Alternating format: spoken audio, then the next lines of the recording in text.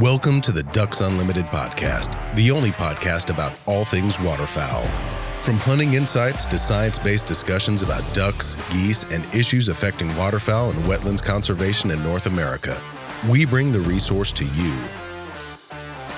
The DU Podcast with your host, Chris Jennings. Today I've got Phil Bourjaily, the Ducks Unlimited magazine shotgunning columnist on here. Phil, thanks for joining me. Hey, thank you for having me.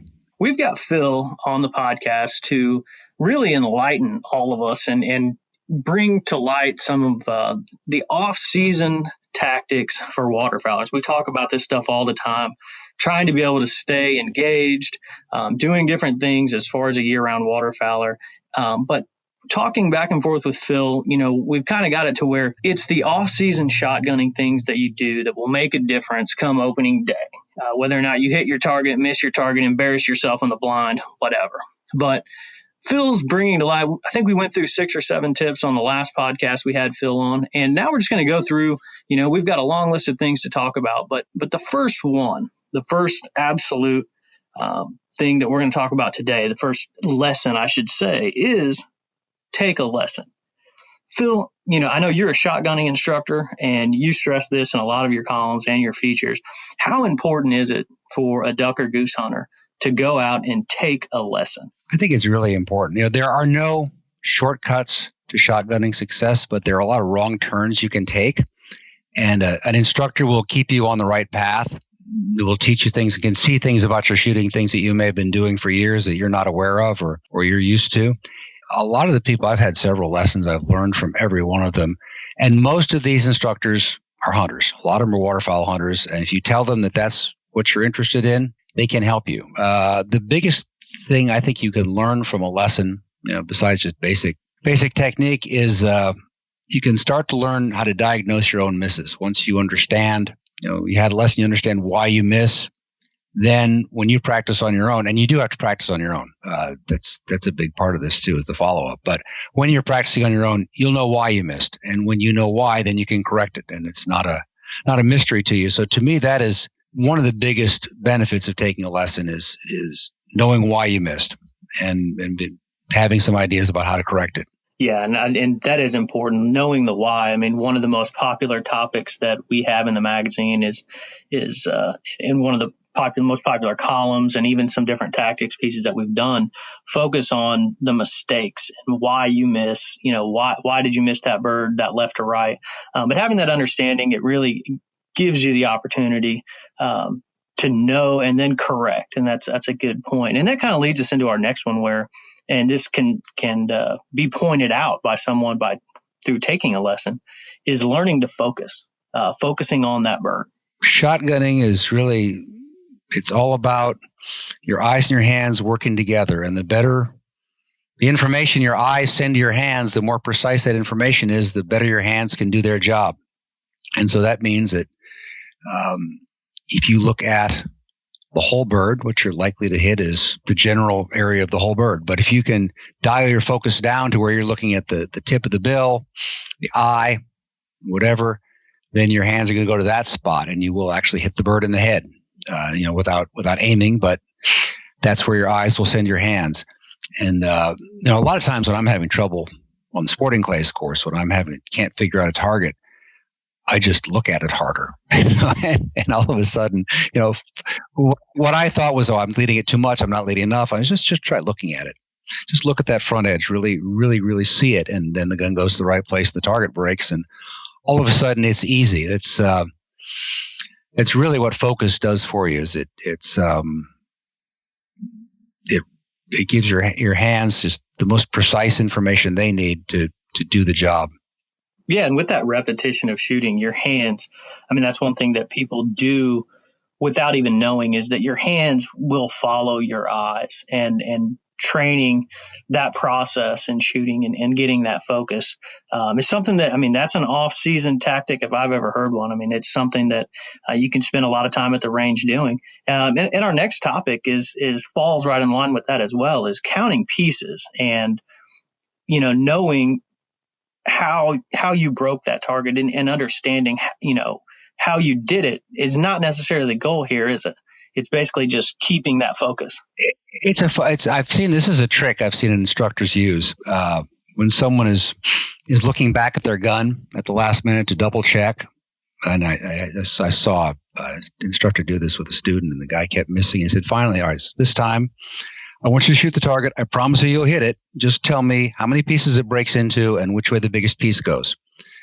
And the guy broke the target, and he told him, and as long as he was, what that did was it made him focus on the target all the way through the shot and afterwards. Essentially, it was making him follow through by keeping his eyes on the bird. And what he had been doing was he was at the instant of the shot, he was looking back at the gun to make sure, and that's a recipe for missing. But if you're watching that target and really watch it with your head down on the gun, really watch it break, that will keep your head on the gun. It will keep your eye on the target. And I always say that is 95% of shotgun shooting right there is head on the gun and eye on the target. You do those two things, you'll hit a lot of birds. Yeah, and that can be carried over to the duck blind very easily by basically following the bird to the ground, or the water, I should say. So yeah, and that's just a good habit to get into, I think, because there's ducks that you hit that come back to life or aren't hit as hard as you think they are. So it's good to see them hit the water and make sure they're dead before you go on to the next one. I don't shoot a whole lot of doubles mostly because I'm usually watching that bird all the way to make sure. I'd rather get all my bird retrieve all my birds than shoot a double. So I'll watch the bird, make sure it's dead, and then go find another one if there's time to. But it's the same idea. Yeah, we could probably have a 30-minute conversation just on that, on kind of avoiding doubles to be able to retrieve that bird. And basically, the old adage of having a bird in hand is always better. So, the next tip is learning to shoot in a ghillie suit. And now this is a little bit odd, a little bit strange here. Not necessarily odd, but it's probably something that a lot of people don't think about. Now, what was the reasoning behind, using this ghillie suit as the, learning to shoot in one of these? They're hard to shoot in. It's really fun. It is a really fun way to hunt because you can sit pretty much anywhere and you're invisible. The first time I did it, it was in a very shallow, flooded, moist soil in the not very tall grass, and I took just a real short chair, one of those turkey hunting blind, not a blind chair, but a turkey hunting chair that sits you down close to the ground, and wore a ghillie suit top. And it was a big flight day of green wings and gadwalls, and they were all over me. I had no idea I was there. Unfortunately, it's the day that my shotgun, which worked every day before that and every day after that, chose to act up on me. It was an old Beretta semi-auto. I used to shoot a lot, and for some reason it didn't. So it would shoot 1, 2, or 3 times that day. And I had a horrible day of shooting. I wound up shooting 2 ducks, and my spinner was the bag that day. And the spinner was just because it was surrounded by teal at the time, and I just shot and hit the spinner. But that's beside the point. The point is it's a really effective way to hunt and hide, but you have to. And I talk a lot about pushing the gun out when you mount it to get it away from your coat, but in a ghillie suit that's not enough. So what I'll do if I'm sitting in a chair like that, and I've had other more successful ghillie suit hunts since, I'll sit there and I'll have the butt of the gun up, touching in my shoulder pocket already. The muzzle is down, it's resting somewhere, but I've got that part of the mount is done so that when the bird comes, I just have to raise my hands up, raise the gun up to my face and shoot. And I don't have to worry then about tangling the gun up in all those strands.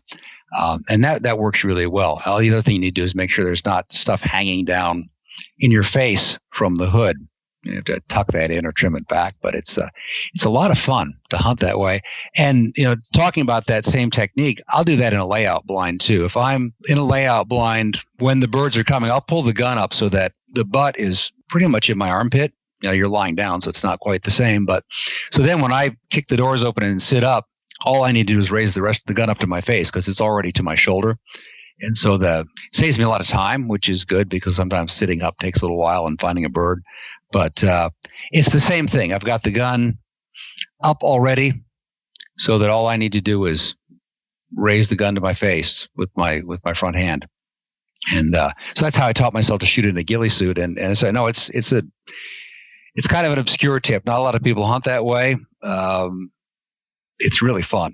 I really enjoyed it the times I've done it, but it makes shooting, it takes an adjustment for the shooting. Yeah, and I've hunted with a ghillie suit several times, and even done some photography with the ghillie suit, and even just with a camera, it adds a whole different layer of technicality, even mounting a camera, let alone a gun. So yeah, I mean, I can imagine you sitting out in your backyard in a ghillie suit sometime in April or May or even June, mounting a gun and practicing. That's what I imagine in my head. I don't have the nerve to wear one to the gun club, but I probably should. Yeah, people would probably stare you walked in wearing a ghillie suit, that's for sure. All right, our next topic is reloading your own non-toxic ammunition.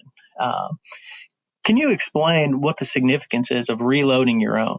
I got started in it just pretty much for fun, just because to have another thing to do in the off season. And it's really interesting to work on I was just loading steel. I've not, where it makes a lot of sense is if you're going to load the expensive non-toxics, the premium non-toxics, then if you can get those pellets in bulk, you can save yourself quite a bit of money loading your own. And that's where it really pays off. I would say I was just doing it because I'm interested in shotguns and shotgun shells. And to me, it was fun to learn how to put a load together. And it made a big difference to me. The components that I use, especially the shot cups, the wads. I can't remember. I forget the name of the one that I found, but who made it. But there was one that totally improved. I've been struggling, and then all of a sudden I switched. And I found this wad, and all of a sudden the loads I loaded were performing really, really well, and it was just fun for me. It's just another hobby in the off season. I don't think I saved much money, but I enjoyed it. And I learned a lot. You learn a lot about shotgun shells. I learned and I know that the big ammo makers are obviously a lot more sophisticated than I was in my basement. But for me, velocity, the higher the velocity, always the more open the patterns. It's a lot easier to make a shell pattern well if you keep the speed slow. And I've kind of carried that philosophy over into the factory ammunition that I buy and what I choose to shoot myself. Goes against the current fad, but that was one of the things I learned from reloading that I carried over. And it's so anything you could learn about your gun or about ammunition or is good for you, helps you. And that's why I started loading my own. But if you want to shoot the really premium stuff, and you can, I learned this reloading my own target loads too, is that you want to save money on shotgun shells and reloading. The lighter the load you can make, and the lighter the payloads you can shoot, the less you spend per shell. Because especially when you get into the tungsten iron shot, that's the by far the biggest cost.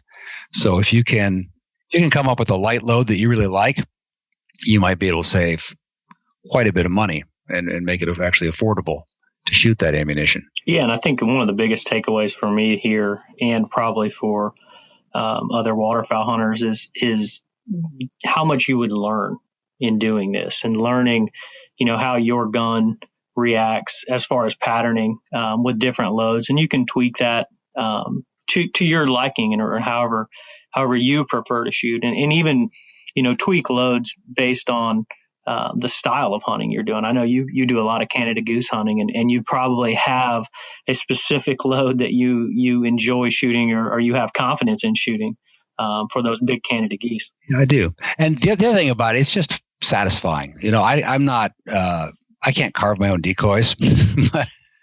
I'm not artistic enough, but I can load my own shotgun shells, and it's just, one more thing that I'm doing myself that just adds to the satisfaction of a successful hunt. Yeah, no, that's very cool. And I would highly recommend people, at least taking a shot at it. And that way you can learn what these shells consist of. I know so many hunters, and I hunt with a lot of people that, I'm like, hey, what are you guys shooting today? And they're like, I have no idea. I found it, in my bag. It's like, really? Okay. Well, hey, whatever works for you. If you're confident in that, then I'm confident for you, but, learning more about the ammo that you're shooting is always a positive.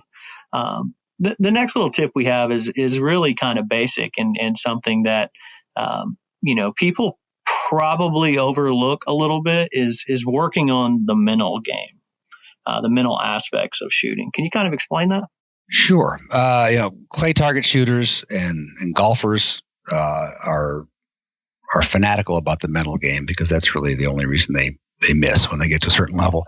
But you can carry it over to your hunting too. Your frame of mind, your confidence plays a big part in whether you hit a bird or miss a bird. And keeping your thinking positive and keeping your thinking focused on what you have to do to hit a target is a big part of making a good shot. Even just a simple, if a bunch of birds come in at once and you're the kind that gets excited, if you're telling yourself, saying it over and over, pick a bird, pick a bird, pick a bird, it increases the chances that when somebody calls a shot and you won't just shoot into the flock the way a lot of people do, but you'll pick one. And that's part of it, some self-talk like that. And the other thing that learning to let go of your misses and enjoy your hits is important too. It's whenever people go into shooting slumps, we all miss, and we all sometimes miss more than one or two in a row. But that's not a slump. A slump is when then you start to get down on yourself and you start to doubt yourself. Then the misses just feed into one another, and it's a spiral downward. And there's a lot of I always tell people if they want to read a good book about shooting, they should pick up one of these golf books. There are a million good books written about golf, the mental side of golf. That I like one called Zen Putting quite a bit, but really will explain to you why your mental game is important and why it is you miss and why it is you make good shots and why it is people choke. All of that happens in the duck blind, just like it does in the clay target course. So being confident, keeping your thoughts focused on what you have to do, not what you want to have happen, but not I hope I hit this duck, but if I keep head on the gun, eye on the target, whatever helps you. The right mindset goes a long, long way in making a good shooter. I shoot a lot of different guns throughout the year. In my position, I shoot some different T&E guns, and I'm sure you do as well. And I find myself in the blind with a gun that I'm not super familiar with, and I'll get in a slight slump. I'll miss a few birds, and the next day I miss a couple that I really felt like I should have hit. And I always go back to when I get into these slumps, I'm afraid to get into a slump and stay in it. So how I've fixed this over about the last, 20 years, I'd probably say 15 or 16 years, is I end up going back to a gun that I got for Christmas when I was 12 years old. And it's a Mossberg 500 trophy version 20 gauge that I basically spray paint every year. And I never use it. I very rarely use it just on its own. But if I get into a slump in my mental game, I start thinking, oh gosh, something's wrong. I grab that gun, I take it to the blind the next day, and I shoot great. For some reason, I've always shot great with this gun. And I can just go and move on to the next gun, and I'm confident again. So I don't know if that's a good thing to tell people to do, or do you have any little thing that you do, like, maybe you move a quarter to your left pocket instead of your right pocket? It's almost like baseball players and their psyche and kind of maintaining that mental focus. Do you have anything like that? I try not to. Speaking of baseball, though, I remember when I was a kid, I had a book it's called Great Hitters of the Major Leagues. And there was a chapter in it about Stan Musial of the St. Louis Cardinals. And he talked about slumps. And I always remember this. He said when he got in a slump, what he would try to do was just hit the ball back to the pitcher. He stopped thinking about getting on base. That was and that's what I was talking about, keeping your thinking towards what you have to do, not what you want to have happen, but what you have to do. And so he would just think about making solid contact, looking at the ball, hitting it right back to the pitcher. And that's all he wanted to do. And he said pretty soon he'd be hitting the ball back to the pitcher. And then pretty soon he was getting base hits again, and he was out of his slump. But if you are thinking, I've missed the last 5-6 ducks, whatever, I'm in a slump, people are watching, all this, you're not going to hit the next one. Doesn't make it any easier. You have to think about mechanically what you have to do, and if you can let the last miss go, laugh it off, whatever, think about why you missed and go on, you'll be in a lot better shape to hit the next one.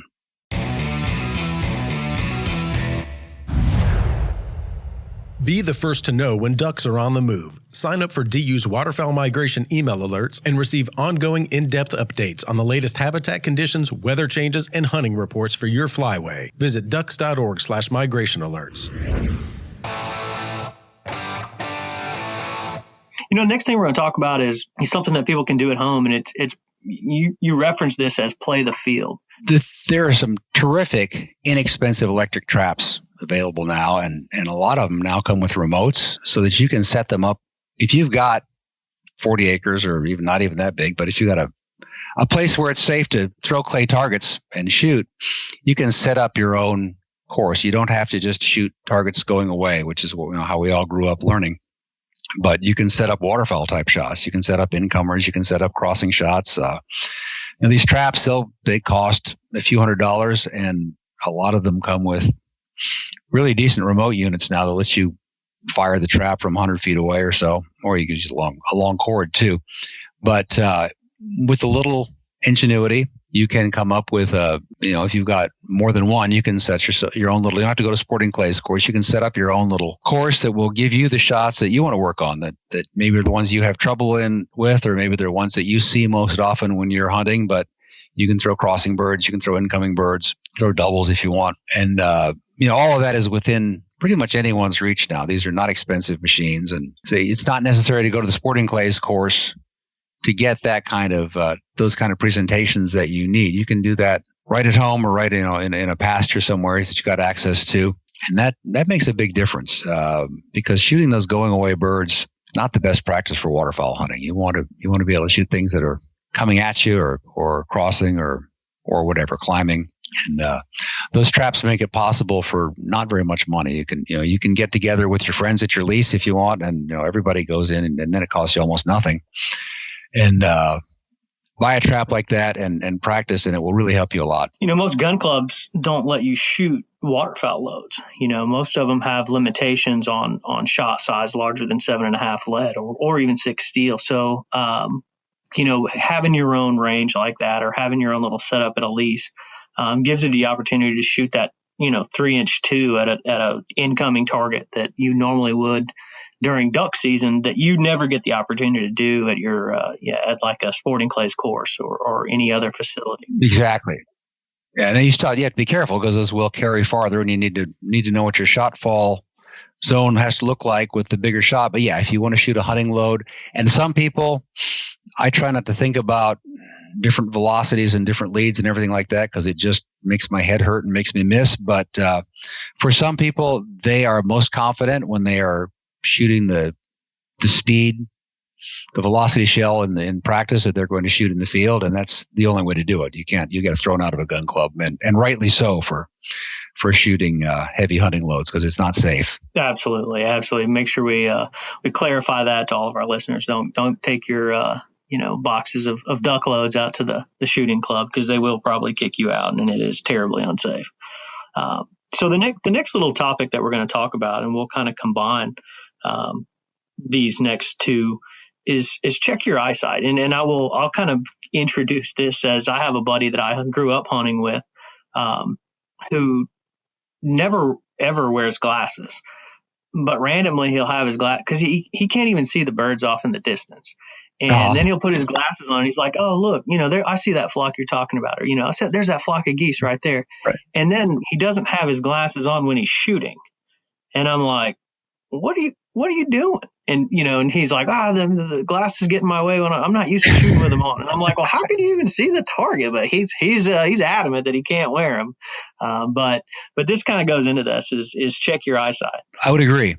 For me, I got glasses, just when a lot of people do in my early 40s. And I thought, well, this is great. Now I can see so much better. I'll be a terrific shot. And no, what it was, I could see my hits and misses better, but I made the same amount of hits and misses. Where it really helped me, just like with your friend and his glasses there, at that same age, I went from being the guy who could see ducks and geese the farthest off, was always the first one to see them in the blind, to not being that guy anymore, just like overnight. And that's really important for a waterfowl hunter. If you can't see the birds off in the distance, if you don't know where they are, it's a problem. So for me, that's been the biggest benefit of getting glasses. Hunting in glasses is fine until you get rain and fog and that kind of thing. And miserable. But some people, it does help them a lot. And we were talking earlier about focus. And obviously, if you can't see a duck's eye clearly enough, then you really can't focus on it. So having your eyes checked helps a lot of people shoot better. And also, eye dominance is something that can change back and forth as you get older. And sometimes you get older, and then your eyes get tired, or shoot a lot, or they get fatigued.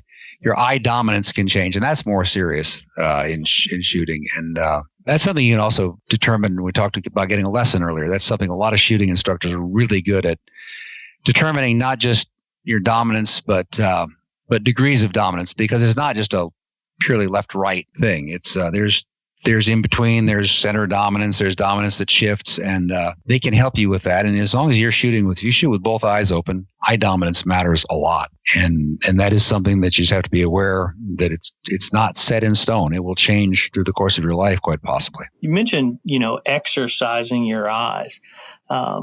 How exactly can people do that? And is that something that they can do even at home, like during the off season, and exercising their eyes to be able to shoot better? I mean, it just doesn't necessarily sound like most people are thinking about things like that. But this is a good topic that you brought up here. Well, a few years ago, I went out to the Olympic Training Center in Colorado Springs and spent a couple of days with the athletes out there at the trap and skeet fields, and they were fanatical about their eye exercises. They tell you eyes are just another muscle. And in shooting, you don't use a whole lot of muscles in shooting, but your eyes are one that you really do. And they were very serious about their eye exercises. It's not, there are some high tech things you can use, but a lot of it is really simple. And you can buy these aids. They sell to baseball players that are like balls with numbers on them, that you throw, and then you do drills where you throw those in the air and you're trying to read the numbers off the balls. You want to modify the guy I talked to was a trap shooter. So when he did it, since he wanted to work on his going away vision, he would have someone throw balls from behind him over his shoulder and read the numbers as the ball was going away from him. They put dots on those little colored dots, paper dots with adhesive dots on a ceiling fan, and follow those with your eyes. There's a lot of different things you can do that are low tech. The high tech thing, and I forget the name of them, but they're those strobe glasses. Nike makes them, and somebody else makes one. A lot of athletes, football players and baseball players use those, and basically they make your eyes work harder. They cost $400 or $500 a pair, but there are people who use them for shooting. And basically, it's like a strobe. It's blocking your vision and then freeing it up very quickly, so that you have to work harder with your eyes to see the ball or the target or whatever it is, and then it makes them stronger that way. When you take them off, then you can see so much more clearly, because now your vision's not interrupted anymore. But that's a drill that I know there's some serious shooters that use that one. That's interesting. That's getting serious. I always see people talk about how much of a serious duck hunter they are. Well, let's see who's training with strobe glasses here this summer.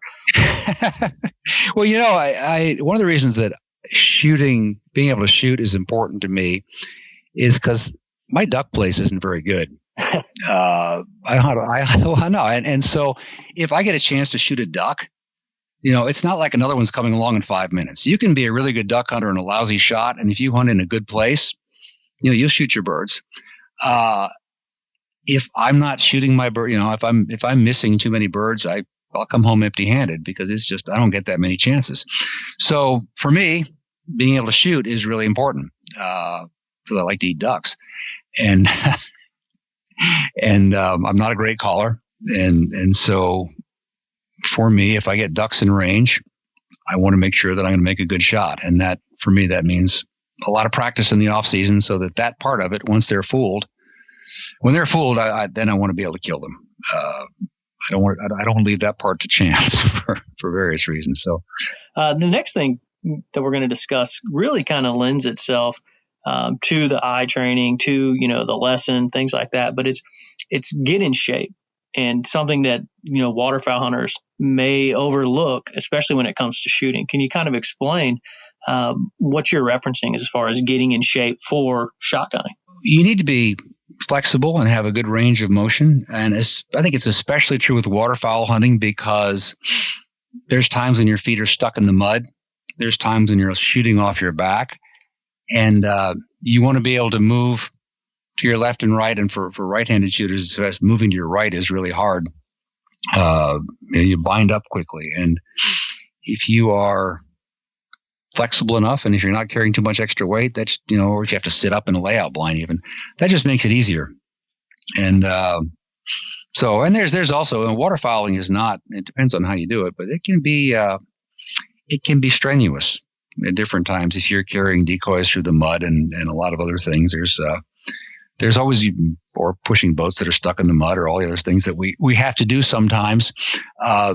There's reasons to be in shape, but specifically for shooting, like if you sitting in a layout blind and you want to shoot a bird off to your right, that takes a pretty good, I can do it because I practice it. But it's not easy to do. And it takes some flexibility and in order to make that shot.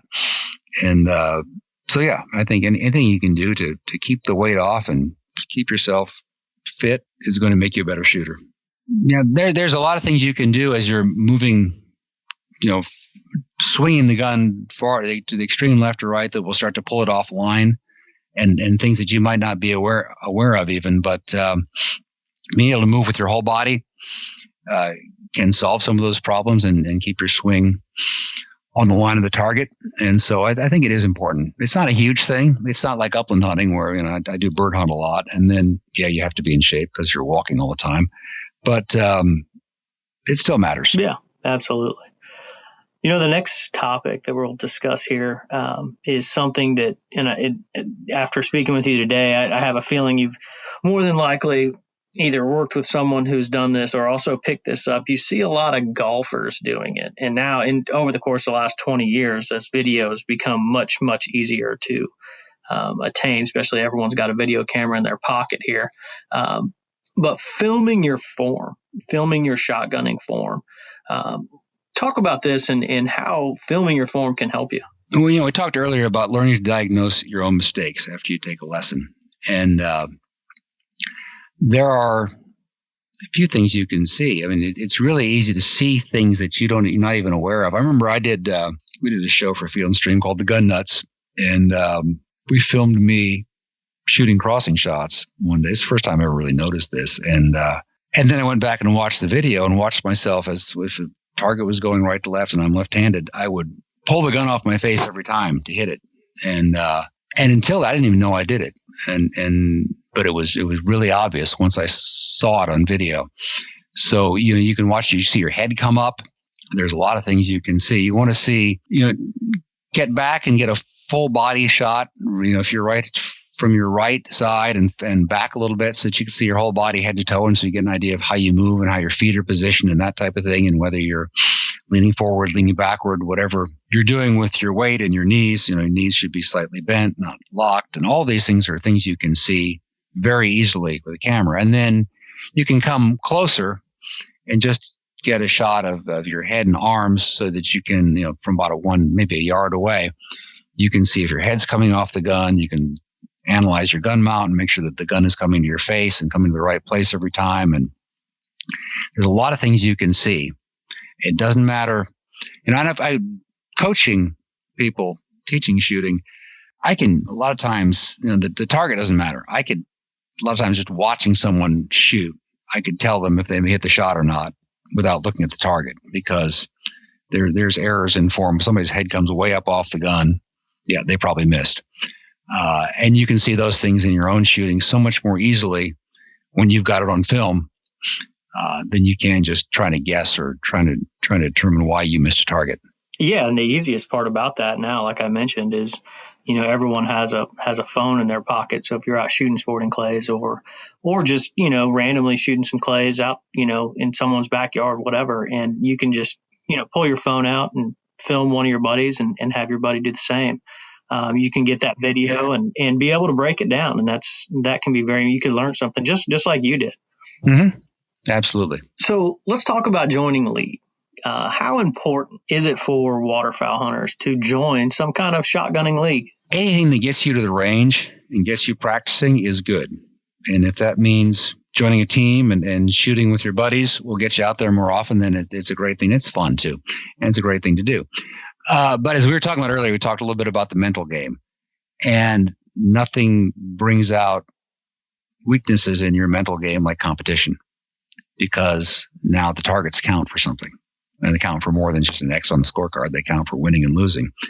And so that's when you will really develop the mental skills that we were talking about earlier, where the best way to break a target or to hit a duck is not to worry about breaking the target or hitting the duck. It's to think about what you need to do and to mechanically what you need to do to make the shot. And you'll learn that in competition in a hurry. If you'd rather play golf, and there's people who do, golfing is tremendous mental training for shotgun shooting. They're about the same game, really, when it comes to the mental demands. So if you want to join a golf league and play golf all summer, I guess that's okay. I'd rather shoot myself, but me too. But anything that develops the mental skills you need in competition will help you use those same mental skills, have them carry over into the duck blind. Yeah, that's a great point. And like you said, competition will bring out the best and the worst in you, I guess. And it really makes you focus and learn to make each shot count and really use that mental aspect and everything. Now, the last thing we're going to talk about is probably one of my favorite aspects of shotgunning is hunting doves. And there is no better place to be humbled in the outdoors with a shotgun than in a dove field. But what are some of the things that shooters can learn, and what can they do when they hunt doves that early September? Some states start September 1. Most of them are pretty early in September, and you can even find some late September and early October opportunities. What are some of the things that shooters learn from hunting doves? Well, dove hunting and duck hunting are very, very similar. You think about the shots you get, they're crossing shots, they're incoming shots. If you use a spinner, there's decoying shots.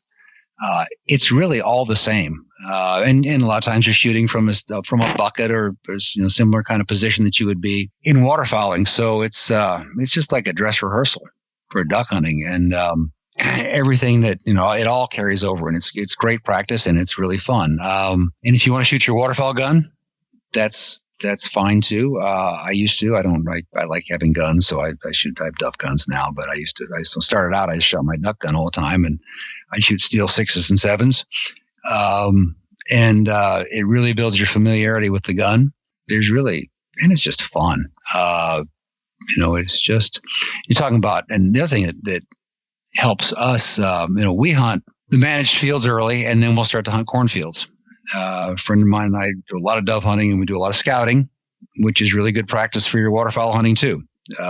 We get out, we find doves, we find fields, we get permission, and we have field shoots for doves that are just tremendous. And those are the same places you wind up hunting geese later in the year too. So there's a lot of carryover. But hunting doves, and it's, you get into the right spot, you can shoot a lot, and shooting a lot is, the way to learn to shoot is to shoot a lot. So it's all good, and it's a lot of fun.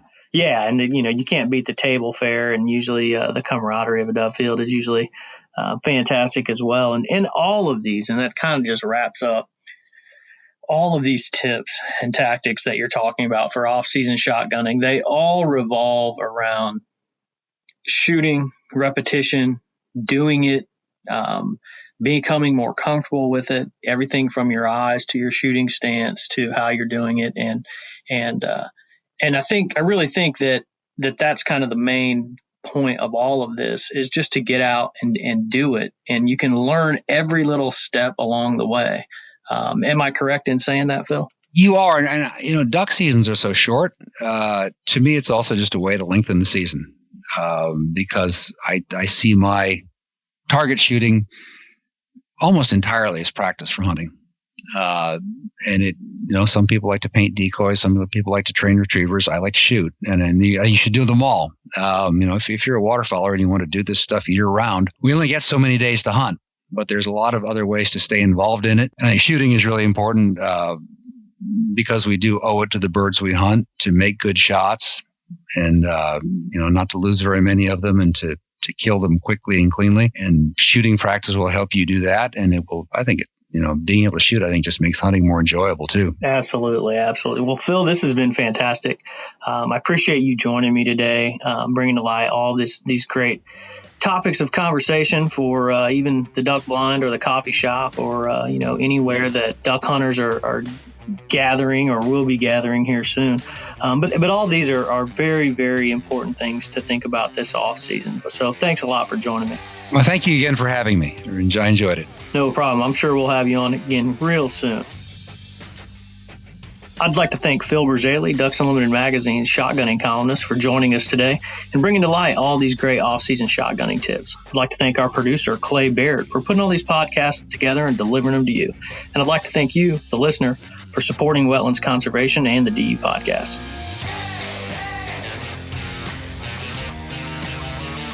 Thank you for listening to this episode of the DU Podcast. Be sure to rate, review, and subscribe to the show and visit www.ducks.org/DU Podcast for resources based on today's topics, as well as access to more episodes. Opinions expressed by guests do not necessarily reflect those of Ducks Unlimited. Until next time, stay tuned to the Ducks.